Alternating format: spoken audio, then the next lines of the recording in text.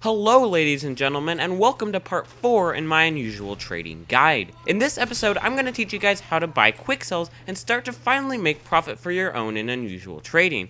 This is a very important part to unusual trading and a part that has been requested so much by you guys. So here, finally, is a video that you guys have all been looking for. Without further ado, let's jump right on into the video.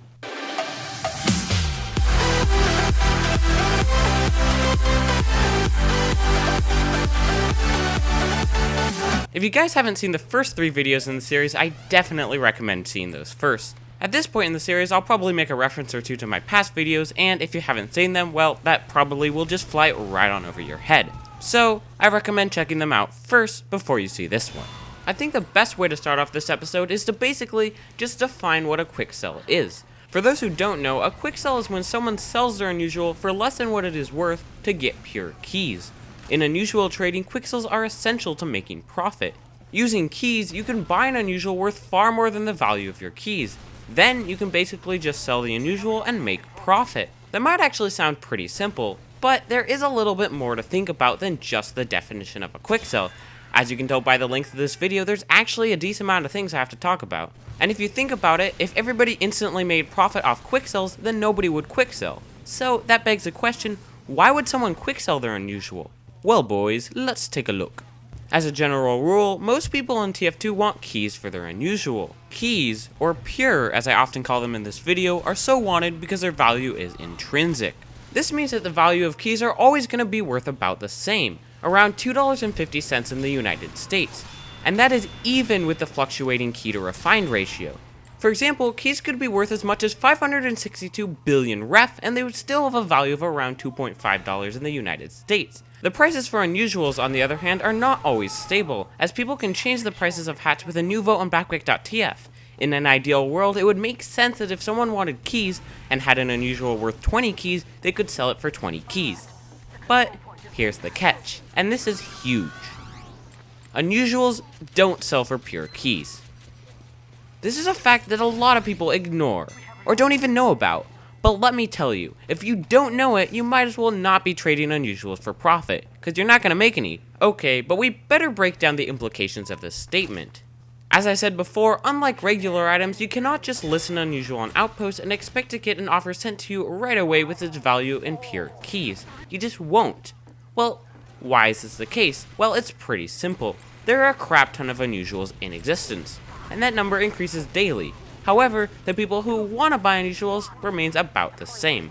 More supply and less demand, meaning that the people with keys to spend on unusuals will probably not choose yours. They're going to choose a really nice looking unusual, maybe a burning or a scorching, i.e. not your unusual, so don't even worry about it. You should assume that by default, your unusual cannot sell for pure unless you are more experienced at trading.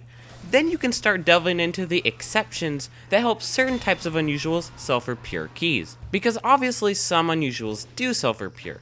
But let's be honest here, most don't. This was the mentality I had when I first started unusual trading, and it is the reason why I hardly lost more than a key, even after a month of unusual trading. A common misconception about this is that since unusuals don't sell for pure, they are worth less than backpack.tf price.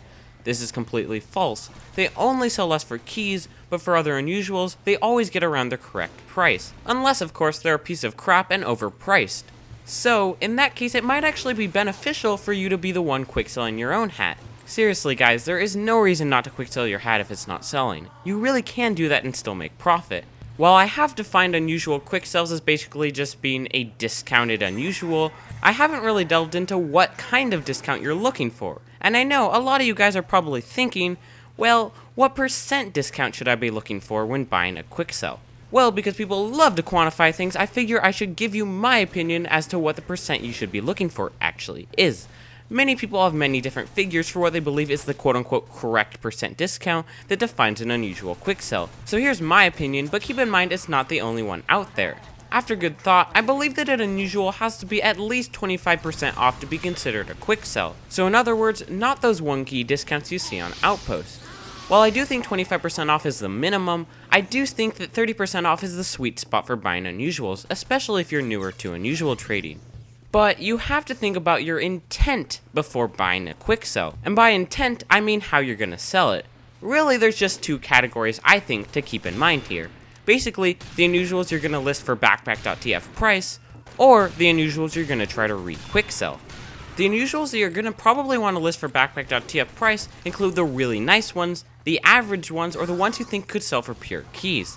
In other words, the ones you think someone might actually be interested in. The other category, the re-quicksells category, is a category that a lot of people just don't want to think about at all. But if you really do think about it, it is actually beneficial to re-quicksell unusuals, and that doesn't mean taking a loss. Basically, you can just re-quicksell an unusual for maybe one key more than you paid for it, and boom, you still made a key profit. You can't complain. Really, just the unusuals that you put in this category are really ones that you just think nobody would want to trade for. Maybe like a duped 3rd gen unusual or an overpriced hat on backpack.tf. Since I've been trading for a while, I kinda know this by heart whether a hat will be in one category or the other. So, if you don't know, here's what you can do.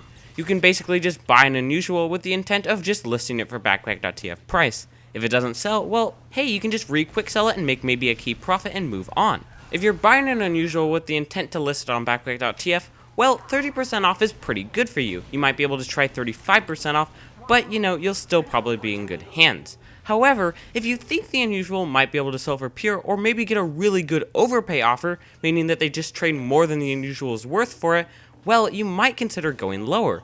If that's the case, you can easily make profit off 25% off, or even maybe 20% off. On the other hand, if you think the unusual is really bad and you're probably going to have to re-quicksell it, well, you're probably going to want to look at around a 30 to 40% off discount. Any more than 40% off people just don't want to do because that's way too close to 50% off. But you can get around 35 to 40% off more than you think if you negotiate, but if that fails, 30% off really isn't that bad. Like I said, 30% off is probably the sweet spot for buying unusual quick sells. So I hope that cleared up any confusion about what kind of discount you're going to want to be looking for. The one big exception to these rules, and I only bring it up because a lot of people are going to be right into it when they first start trading, is quick buying low tier unusuals. I'm talking unusuals in around the 9 to 16 key range. You can easily make profit off a 20% or less discount, and you are quite honestly guaranteed profit if you buy for around 30% off. This is because there are so many people looking to buy really cheap unusuals that there is always someone to beat your current offer on it. If you're wondering how to calculate this percent discount, here's an easy way. Simply hop over to your calculator app on your computer or phone. I typically use my phone as it is quick and easy when I'm in a heated negotiation. Take the number of keys the unusual is worth on average on backpack.tf. Basically, you're going to want to multiply it here by 0.7 for 30% off. Then round this number up or down however you see fit and offer that many keys. Other common numbers to multiply with are 0.75 for 25% off, 0.65 for 35% off, 0.6 for 40% off, and 0.5 for 50% off. Okay, so now that you know the discounts you're looking for, well, how do you find an unusual quick sell? Okay, in my opinion, there are really just three main ways to find quick sells. Number 1, trade servers, number 2, TF2 outposts, and number 3, trade.tf. To look for quick sells on trade servers, simply hop over to your server selection and search for, quote, unusual. At the time of this video, there are only really two very active unusual trade servers, Vatican City and Firepowered. I'd recommend Vatican City as the people there are pretty cool. Also, Firepowered does not allow you to advertise buying quick sells on their server. I know, it doesn't make any sense and it sucks. If you don't already have the servers bookmarked, I would recommend doing so, as the search is very glitchy sometimes and they randomly don't come up even if they're online. Once you're in the server, it may be helpful to create a bind telling people that you are buying quick sells with however amount of keys you have. You can wait for people to trade you here, but also make sure to be looking out in the chat for other people that might be quick selling their own hats. Keep in mind that you are usually not the only person buying quick sells, so it can kind of be a race to see who can trade the person the quickest. Just use your lightning fast reflexes and trade them as fast as you can. Keep in mind that if you trade someone and it says they're already in a trade, you could just wait for them to be done, or you could use !backpack command in the chat and find their backpack to add them on Steam. Keep in mind that not everyone will be advertising a good deal for you. It is okay to decline trades, and it is always better than to agree to a quick buy that is horrible for you. If you see an okay offer, always trade them up and try to negotiate their price down. Most people logically do not advertise the lowest they're willing to go in chat, really because they'd like the most they could possibly get. But usually in a pinch, they are willing to go lower than what they advertise in chat, so always trade them up because you could be missing a huge opportunity to get a quick sell that you might really be able to make good profit off. That's going to be it for trade servers. To find quick sells on TF2 outposts, go to the search and create a new search. In the left side of the equation, search for fake and select any item/wildcard. This way your search will not exclude any unusuals, which is good because you want to make sure you get every single type. Just set this to the quality of unusual and it will find every single unusual for you. Of course, we want to make this a little bit more specific, so go ahead and put another any item/wildcard in the right side of the search, and then, under the search parameters, type Quicksell. Make sure that the second any item/wildcard is not of the unusual quality, that way you find any item, specifically keys. Alright, boom, you got a bunch of Quicksells. The key here is to find the one that is actually worth your time. 99% of listings here are 1 key BS discounts, which obviously are not Quicksells. To quickly and effectively determine the bad Quicksells from the good ones, I recommend getting a plugin. The plugin I use basically just tells the backpack.tf price when you scroll over each hat, so you can clearly match the discount to the recommended backpack.tf price. This way you can clearly tell, well, that looks like a good discount, or no, why the frick is this guy trolling me? I'll have a link for the extension for Google Chrome and Firefox in the description below. Currently, the extension is not yet updated for the new Outpost UI, but it still technically works. You just have to turn it on and off in the corner and refresh the page whenever something glitchy happens. Usually, this is when you might need to add someone on Steam or update the trade notes, as these parts of the plugin are broken right now, but hopefully in the future this should not be a problem at all. Anyway, I just recommend scrolling through the pages until you get to listings over 2 hours old and just stop there. Any later and the people probably will not be on Steam anymore, meaning that you'll probably have to wait a while to get them to respond. Also, as a general rule, and I don't mean to be dissing high-tier traders, but people with Outpost Premium usually do not advertise Quicksells that are greater than 20% off. So, if you want to save time, just skip a bunch of pages till you get to the trades bumped less than 30 minutes ago, i.e. none of the auto-bumped premium users' trades. If you see a good deal or an okay one, add the user. Again, it is super important to keep in mind that people do not always advertise the best deals. You gotta add them and haggle down the price. This is key. Lastly, you can find Quicksells using trade.tf. In order to do this, you have to become the stereotypical TF2 scrub and add trade.tf to your name. For better effect, change your name to some overused meme like PUDIS trade.tf. Okay, now you can use the premium features on the website. So what you're going to want to do is go up to the trading tabs and find the good deals. Change your search to unusual and start looking. The listings are grabbed here from both backpack.tf and TF2 Outpost, and the ones at the top are the newest listings. This makes it a great site to snag the best deals right as they are listed. After a while of going through the pages, you'll probably start to see some repeats, so there isn't much point in going to the 1 millionth page. You may notice that for some reason trade.tf's discount calculator is complete crap. So don't be fooled when you see a 5,000% discount. It's not a discount. Instead, keep hitting the next page button looking for the coveted 30% off. If you see a good deal or a pretty good one, just add the person on Steam. If I sound like a broken record, it is because I am a broken record. Actually, I'm not. But this is very important. People do not always advertise the best deals, so always try to add them and negotiate the price down. So that's basically going to be the gist of buying Quicksell Unusuals. I know a lot of you guys have requested to know how I negotiate, so I'll give you guys some pointers here. Always try and ask your trading partner to offer first. This is key if you have not seen their listing price, like maybe you're on a trade server. Getting their rough estimate first offer is very important because then you can judge how to approach the negotiation.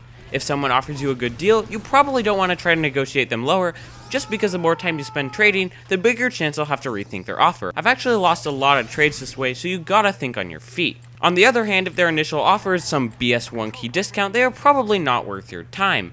Of course, ask them if they can go lower, but don't expect to get the price you want. If you offer what is a fair Quicksell right away, they'll often rage quit and call you a massive lowballer. Obviously, you are not, and these people are the definition of toxic and the very epitome of the stupid TF2 trader. If their initial offer is a respectable discount, maybe around 20 to 25% off, this is where you have to get to work. I usually ask them if they are willing to go lower, and if they are, what is the absolute lowest they can go. Usually this lower value is in between where you want to be and their initial offer, which is good. Then, just try to see if they can go a key or two lower, maybe pointing out the flaws of their hats. Of course, if they refute that their flaw isn't bad, don't try to make it an argument of how good the hat is. Remember, you want the negotiation to be about the deal, not people's opinions of how aesthetically pleasing hats look. Often, if you try to get into an argument, they will just flat out decline your trade altogether. Of course, if all goes well and they can go a key or two lower, awesome, you're probably at where you want to be. Offer the trade and get that quick sell. Alright then guys, so this is actually going to be the end of the video, and I want to thank you guys for getting this far and watching the whole video. I hope you guys learned a thing or two about buying unusual quick sells and should hopefully be able to put this knowledge towards getting into trading yourselves. Join me next time in part 5 in the Unusual Trading Guide, where I talk about how to make good offers and to know if somebody's offer on your hat is good or not. Until next time guys, thanks for watching.